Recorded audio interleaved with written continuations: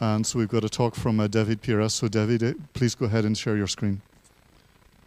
There were some problems with my audio and video, so please forgive me. I had to re-record this, and hopefully it will be better this time. So hello again. Good evening, good afternoon.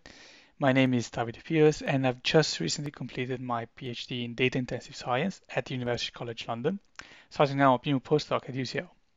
I would like to first thank the organizers for giving me the opportunity to deliver my talk and for allowing many PhD students and early career researchers like me to present their work at this exciting venue. Now, before diving into the presentation, I need to immensely thank my PhD supervisor, Benjamin Yukimi, and Francisco Velasco Navarro for his, or Paco, I guess, who helped me in managing the Quixote simulation, which are part of my talk. Now, I'd first like to provide some backstory about the work I'm about to present. So I started my PhD in 2017, and at that time my knowledge of machine learning was close to epsilon, with epsilon being a small positive constant. After the first 6 months of training time, I started working on the first exciting project. And to describe the project, I actually must take a step back. I remind you, since I'm sure you've heard it already, that the next decades we'll see many probes delivering data products for us cosmologists and astrophysicists to investigate. As an example, there's the Vera Rubin telescope here at the bottom, there's the JWST, there's the Euclid survey, and many others actually. And the goals are actually quite a few. Answering basic questions, like fundamental questions about the origin and the evolution of our universe, estimating the amount of dark matter in the universe or the acceleration rate of the universe, and so on. Now, in order to estimate the error bar on measurements of cosmological parameters, it is quite standard to use Embody Simulations. I'm sure you're all familiar with Embody Simulations, but I just wanted to share this mesmerizing video from the Millennium simulation of how it would be if you could observe the dark matter in the universe, with galaxies forming along these filaments and clumps surrounded by cosmic voids. And if you've heard of Embody Simulations, you've also probably heard cosmologists like me complaining about the fact that they take a lot of time and even more computational resources to be produced. Now, some researchers it was estimated a few years ago actually, that the number of simulations needed to achieve a certain precision in the computational equivalence matrix, so number of simulations we need, is of order a few, like say 1,000 simulations, probably more, but let's start with 1,000.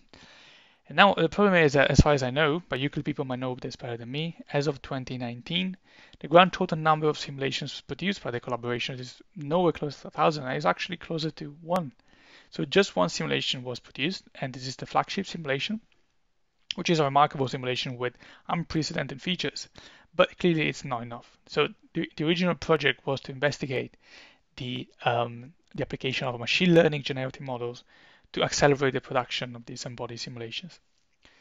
In brief, in our experiments, we looked at random fields on the sphere, since they are fast to produce and they have control statistics. You can see one here spinning on the screen.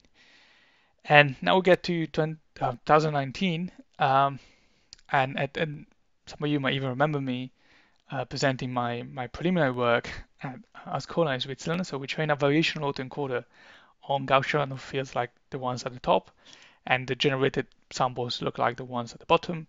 And then we compared all sorts of statistical information.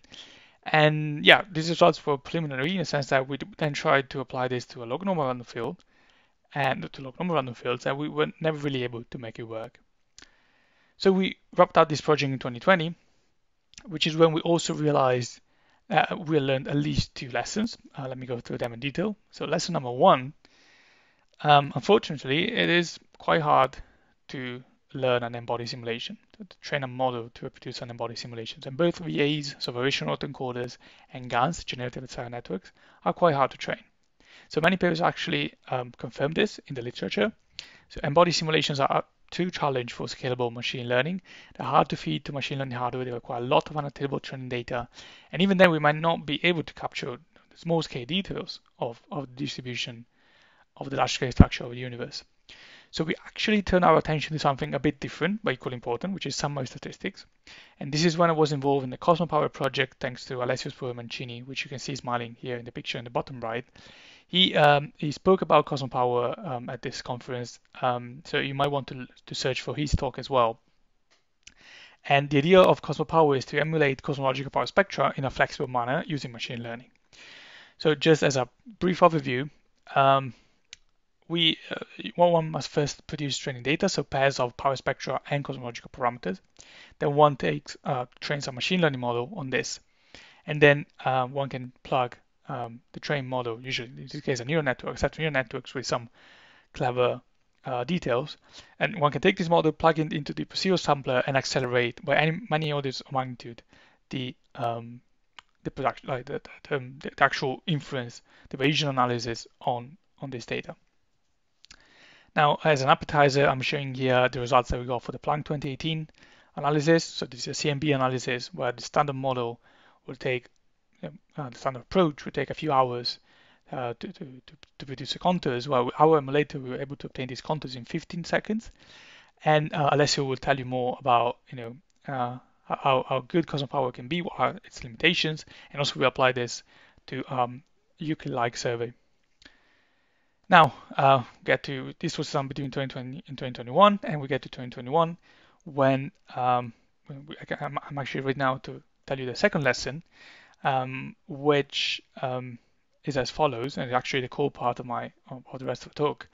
So it is hard to learn an embodied simulation, but many other papers show that if you provide your model with some useful information, some physically meaningful information, it is actually possible to learn a useful model. So the model is more likely to be useful. And so this is lesson number 2. So we want to provide a model with a starting point, right? So just to give as a comparison, when one trains GANs, so generative neural networks, or VAs, variation autoencoders, what is actually mapped to samples is nothing but noise, as you can see here depicted in red, which Z is this noise vector mapped to real data. Then the question we ask is, what kind of information can we actually provide to the model? So at this point, I must recall that there are many approximations to embodied simulations, and this just to name 2, there's Cola, there's FastPM, and actually many others, and they usually trade accuracy with speed. So they're going to be way faster than embodied simulations, but they'll be less accurate, especially in the small scales. So another approximation, or a cheap approximation, even cheaper, is a lognormal random field, which can be produced with EmbodyKit or with Flask, which creates Gaussian or lognormal realizations on the sphere. And however, of course, like the lognormal approximation is not enough to capture the full statistical information of the large-scale structure. So what I'm showing here is the main idea of our work. We want to map lognormal fields to more realistic embodied simulations. And to create the training data set, we want to map this one in the center to the one on the right. But to create a data set, actually, we started from the Quixote simulation. So we start from a box that fixed redshift and cosmology of the Quixote simulation. And the Quixote simulation will be covered in more detail by Paco, so I refer you to his talk to know more about it. So the idea is that we want to produce a lognormal counterpart of this embodied box with the same power spectrum, and then train a model between the two realizations. So a lognormal random field can be obtained from a Gaussian random field with only 2 ingredients. So one needs a power spectrum, which we can measure from the simulation box itself, and some Fourier phases, which have to be uniformly sampled. We found that if we use the Fourier phases coming from the Quixote initial conditions, we can actually create a lognormal field which is highly correlated to the embodied realization. So I'm showing them here on the left and on the right. There's the lognormal on the left and the embodied on the right. The idea is that these 2 boxes have the same power spectrum by construction, and we find that the position of peaks and valleys is highly correlated between the 2. And now we also, I must say, we consider 2D slices of 512 per side of these fields, because in the end, the idea is that we want to generate 2D flat sky random field, maybe a lognormal one, and augment it, improve its accuracy with this model. So it will be a 2D model. And so the goal becomes to map the lognormal field to the embodied field, and you can imagine this will be way faster than training and generating an embodied simulation.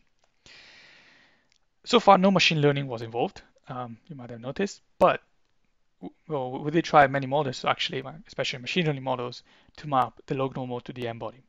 So we found our best model to be a Wasserstein gun with gradient penalty, where the generator here at the bottom is a unit, a convolutional unit. And then we also add some penalization term to improve the results. Now, I know what you're thinking, that maybe GANs are not ideal in general. I know they're hard to train, they're prone to mode collapse, they are quite fat models with millions of parameters, and but I know that better alternatives are being developed. But we did find this model to perform quite well, and let me get to the results. So at the center, you have the Embody target, and then on the right, you have the prediction given the log normal approximation on the left here. So just comparing the center and the right, you can see that the texture is similar. And just to clarify, we're not interested in a perfect match between the two, because in the end, we won't have access to the center target. We just have access to the log normal, and we want to augment it. So what we actually need to check is what, for example, what is the statistical information contained in these maps. So first, we check that the power spectrum is unchanged, and this is a necessary test because let me remind you that we build these boxes to have the same power spectrum. So what we want to look at is that the blue and the red at the bottom, where we show the relative difference, actually match with each other, match with 0. And then we also check the density histograms on the left and the peak counts on the right, where you might want to look at the improvement of the blue line with respect to the red line. So the blue line is consistent with 0 most of the times, and so we can say that our model actually improves on a log normal in a good way. And then we also test the higher order statistics, so bispectrum, for 2 different configurations on the left and on the right. And again, the blue improves on the red. So let me address a few elephants in the room. I've realized that it's going to be anyway elephants in the Zoom room. So the limitations of our work are quite clear for now. So we need to make our model conditional on redshift and cosmology, since we just use a single realization of redshift and cosmology. And we must find a way to make this applicable to a spherical domain, where we take this log normal random field on the sphere and augment its features to be more realistic and a simple log normal. So this is all work in progress, so stay tuned. There will be a paper out soon, and hopefully you can read more there. So wrapping up, getting to the conclusions, we devised a model that can improve the accuracy of a log normal random field, mapping a log normal random field to a more realistic Embody simulation, and we plan to integrate this with, for example, Flask to augment spherical random fields. And the last message I would just like to leave here, especially for younger researchers: do not despair if your results do not match your expectations. It is not necessarily your fault, and there will be probably some lessons to be learned there, as I've shown. So as I was also recently advised, just embrace the uncertainty of this scientific research. And with that, I'll stop here. I have some extra slides. I'm happy to take your questions now or later into the week. Or if you want to reach out, just send me an email at this address here at the bottom right. With that, I'll stop here and thank you for your attention.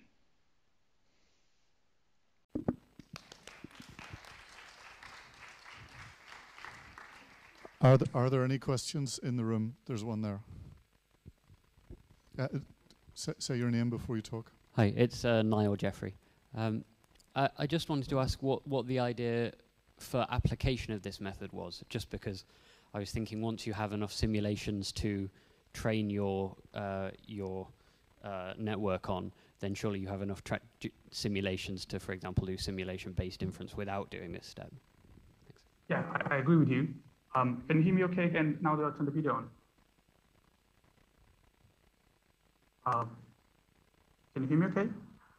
Yeah, it's not great, but... Okay, I'll turn the video off. Hopefully that would be better. Yeah. I'm actually at university, so it should be great, but I'm sorry about that. So yeah, I agree with you, Niall, and the idea is that we don't want to do this on the full 3D boxes, because at that point, you'd have the same problem that you just mentioned, so you can just use accurate inference or simulation-based inference. But the idea is that we take slices, we work on a 2D field, and in this way, we're going to have way more training data from just a few simulation boxes, so you don't need to produce as many. And then we're going to apply this to this. We are still thinking about how to actually do this, but we want to do this on the flat sky, on the full sky, so that will be we don't need that many training data because we are training on slices from bigger simulations. And the idea is just to work on full sky data, if that answers your question. Are there any more questions? I don't see any questions on the Slack, in which case let's thank David again.